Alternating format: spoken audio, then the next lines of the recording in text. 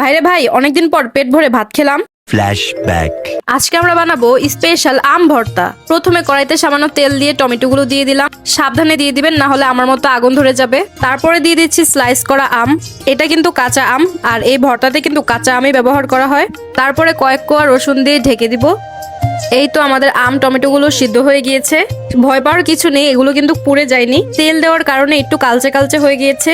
তারপর একটা বাটনার মধ্যে টমেটো আমগুলো নিয়ে নিব। এরকম টিপ দিলেই দেখবেন আমের খোসাটা আলাদা হয়ে গিয়েছে। তারপরে সবগুলোকে একসাথে ভালো করে মিহি করে বেটে নিব। একদম মিহি করে বাটা হয়ে গেলে এর মধ্যে দিয়ে দিব পেঁয়াজ কুচি, সাথে একটু চিলি ফ্লেক্স দিয়ে ভালো করে এগুলোকে মাখিয়ে নিতে হবে। এই তো এখন শেষে দিয়ে দিচ্ছি সরিষার তেল, তারপরে দিয়ে দিচ্ছি লবণ। সবকিছু একসাথে ভালো করে মাখিয়ে তার মধ্যে দিয়ে দিচ্ছি ভাত।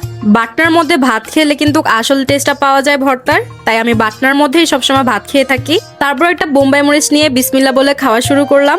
আর এই ভর্তাটা গরম ভাত দিয়ে খেতে অসম্ভব মজা। তোমরা চাইলে বাসায় ভর্তাটা ট্রাই করতে পারো।